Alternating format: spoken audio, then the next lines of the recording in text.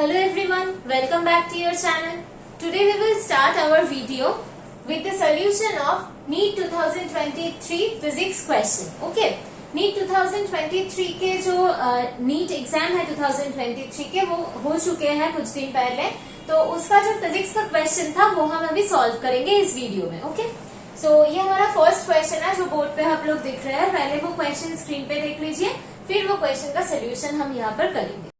Pause the video and read the question carefully. Before starting the solution of the problem, I will request you please like, share and subscribe the channel to get more videos like this. Okay, तो आ जाते हैं हम solution पे. Question में क्या बोल दिया गया है कि हाइड्रोजन एटम का जो फर्स्ट ऑर्बिट है उसका रेडियस गिवन है. ये रेडियस है हाइड्रोजन एटम का फर्स्ट ऑर्बिट का, which is 5.3 into 10 to the power minus 11 metre. Okay, हमें क्या निकालना है? हमें निकालना है radius of the third allowed orbit. First orbit का रेडियस गिवन है, थर्ड ऑर्बिट का रेडियस निकालना है. ओके, सो हमें ये फॉर्मूला पता है, ये बहुत कॉमन फॉर्मूला है हाइड्रोजन एटम का, दैट इज Rn. इसका मतलब है radius of the nth orbit of the hydrogen atom is equals to n square into R1. R1 is the radius of the first orbit of hydrogen atom, right. तो ये formula बहुत common है. ये formula अगर पता हो तो आप फर्स्ट ऑर्बिट का रेडियस पता हो और ये फॉर्मूला पता हो तो हम किसी भी ऑर्बिट का रेडियस निकाल सकते हैं. अगर हम n इक्वल्स टू 2 देंगे तो हमें सेकेंड ऑर्बिट का रेडियस मिल जाएगा. अगर हम n इक्वल्स टू 3 देंगे तो हमें थर्ड ऑर्बिट का रेडियस मिल जाएगा. So it's very simple. But एक छोटा सा ट्विस्ट है इस प्रॉब्लम में.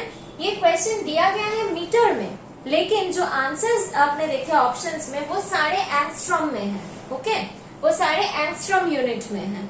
तो आपको पता होना चाहिए कि रेडियस को कैसे एंगस्ट्रॉम में कन्वर्ट किया जाता है, राइट, क्योंकि आपका क्वेश्चन मीटर में है और आंसर एंगस्ट्रॉम में है. This is the point. तो फर्स्ट हम करेंगे कि इस रेडियस को एंगस्ट्रॉम में कन्वर्ट कर लेंगे. ओके, सो ये 10 to the power minus 11 है, इसको हम ऐसे लिख सकते हैं 0.53 into 10 to the power minus 10 metre. इसको हम ऐसे लिख सकते हैं, राइट. और हमें पता है कि 1 angstrom is equals to 10 to the power minus 10 metre. ये रिलेशन हमें पता होनी चाहिए. 1 angstrom is equals to 10 to the power minus 10 metre. तो इसको हम लिख सकते हैं, this is 0.53 into 10 to the power minus 10 metre. और हमें पता है 10 to the power minus 10 metre का मतलब होता है 1 angstrom.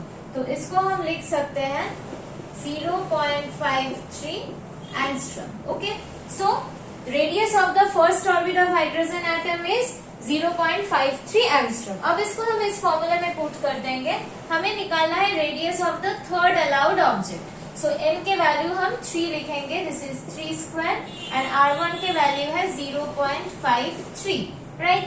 3 square means this is 9, this is 0.53.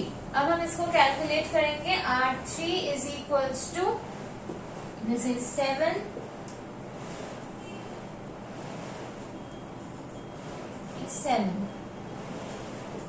4.77 angstrom. This will be the correct answer. Okay. ये प्रॉब्लम बहुत ही इजी है. इस बार का नीट का क्वेश्चन ही बहुत इजी आया है फिजिक्स के बात किए जाए तो क्वेश्चन बहुत ही इजी है. आपको सिर्फ ये फॉर्मूला पता होना चाहिए और ये कन्वर्शन पता होना चाहिए, तो इस क्वेश्चन में कुछ भी डिफिकल्ट नहीं. ओके, तो अब हम चलते हैं नेक्स्ट क्वेश्चन में. नेक्स्ट क्वेश्चन आप स्क्रीन पे देख लो, उसके बाद उसका सोल्यूशन करेंगे. वीडियो को पॉज करके ये क्वेश्चन अच्छे से देख लो. This is the problem. ये प्रॉब्लम में ये सर्किट दिया हुआ है. This is an LCR circuit. ये इंडक्टर है, ये कैपेसिटर है और ये रेजिस्टेंस है. और इस सर्किट से हमें जो निकालना है वो है इम्पीडेंस निकालना है हमें इस सर्किट से. LCR सर्किट का इम्पीडेंस का फॉर्मूला होता है ये.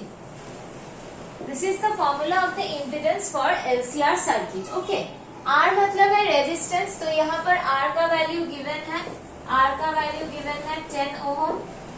XL का मतलब है reactance of the inductor. Okay, inductor का रिएक्टेंस का फॉर्मूला होता है omega L. Okay, omega L का वैल्यू गिवन है. This is the value of L, that is L is equals to 50 by pi mH millihenry and एक C का जो value होता है दैट इज द कैपेसिटर का जो impedance होता है उसका वैल्यू होता है XC that is the reactance of the capacitance, उसका वैल्यू होता है 1 बाई ओमेगा C। यहाँ पर जो C लिखा हुआ है वो है कैपेसिटेंस के वैल्यू, वो भी यहाँ पर गिवन है 10 cube by pi micro farad. Okay, ये वैल्यू भी यहाँ पर गिवन है। यहाँ से हम देख रहे हैं कि 50 हर्ट्ज फ्रीक्वेंसी गिवन है that is F is equals to 50 hertz और हमें पता है ओमेगा का वैल्यू होता है 2 पाई F। सो यहाँ से हम लिख सकते हैं 2 pi into 50 that is the value of omega. So this will be 100 पाई, ये होता है ओमेगा का वैल्यू। सो ओमेगा का वैल्यू पता है, एल का वैल्यू पता है, सी का वैल्यू पता है, तो हम आराम से एक्सएल और एक्सी का वैल्यू निकाल सकते हैं। सो ओमेगा का वैल्यू है 100 पाई, एल का वैल्यू है 50 by pi millihenry, 50 by pi millihenry. So हम इसको 10 टू द पावर -3 हेनरी लिख सकते हैं। Okay, pi pi will cancel out, 5 0 0 0 into 10 to the power -3 H. So we can write this as 5 into 10 to the power 3 into 10 to the power -3. So हमें मिलता है 5H. Okay, this is the value of XL. XC is equals to 1 by omega C. Omega का value हम निकाल चुके हैं that is 100 pi and C का जो वैल्यू गिवन है that is 10 to the power 3 by pi. So यहाँ पर हम लिखेंगे 10 to the power 3 by pi, पर ये यूनिट है माइक्रोफैरेड तो इसे हमें फैरेड में कन्वर्ट करना है। 1 microfarad is equals to 10 to the power -6 farad. So इसको हम 10 टू द पावर -6 से मल्टीप्लाई कर देंगे। पाई पाई विल कैंसिल ईच अदर, 100 का मतलब होता है 10 स्क्वायर, ये है 3, so 2 plus 3 -6, so we will get 1 divided by 10 to the power -1 that is equals to 10 farad. ये XC का वैल्यू मिल गया 10 फैरेड। XL का वैल्यू हमें पहले ही मिल चुका था दैट इज 5 हेनरी और R का वैल्यू हमें पता है 10। तो अभी हमें Z का वैल्यू निकालना है। सो यहाँ से हम लिख सकते हैं कि Z is equals to R square that is 10 square, R का वैल्यू 10 है and plus XL minus XC। XL का वैल्यू 5 हेनरी, XC का वैल्यू 10, 5 माइनस 10, 10 का स्क्वायर होता है 100, 5 माइनस 10 होता है -5 और -5 का स्क्वायर मतलब 25। So we will get √125। This is the value of Z जो हमें निकालने के लिए बोला गया है। 125 का मतलब होता है 125 is equals to 5 into 5 into 5। So अगर हम 125 का रूट करेंगे तो हमें मिलेगा 5√5। Okay, so the answer is 5√5 ohm. This is the correct answer. तो इस क्वेश्चन में क्या डिफिकल्ट था या डिफरेंट था? एक्चुअली क्वेश्चन डिफिकल्ट ही नहीं था, इजी ही था। फिर भी इससे अगर कुछ हमें इम्पोर्टेंट पॉइंट्स जानना हो कि कैसे ये क्वेश्चन डिफरेंट है, वो है इस क्वेश्चन में हमको यूनिट्स डिफरेंट दिए गए हैं।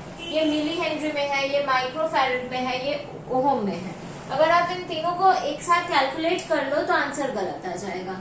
आपको सबको सेम यूनिट में ले जाना है। मिली हेनरी को हेनरी में ले जाना है, मतलब सबको एसआई में ले जाना है। मिली हेनरी को हेनरी में ले जाना है, 1 milli henry is equal to 10 to the power -3 henry. Microfarad को फैरेड में लेके जाना है, फिर आप एक साथ इनको कैलकुलेट कर सकते हो। तो आपको फॉर्मूला पता होना चाहिए कि W is equals to 2 pi F और ये वाला फ्रीक्वेंसी होता है, ये भी आपको पता होना चाहिए। और आपको पता होना चाहिए XL is equals to omega L, XC is equals to 1 by omega C and impedance of a LCR circuit is equals to √R square plus XL minus XC whole square। तो सारे बेसिक फॉर्मूले आपको पता होना चाहिए और unit conversion का जो फॉर्मूला है वो भी आपको पता होना चाहिए। तो ये क्वेश्चन बहुत ही इजीली आपसे हो जाएगा। Okay, Thank you everyone for watching the video. Please like, share and subscribe the channel. Don't forget to press the bell icon. We will meet soon in the next video. हम 2023 के NEET physics का सारे question इस channel में solve करने वाले हैं. So please like, share and subscribe the channel. Thank you everyone.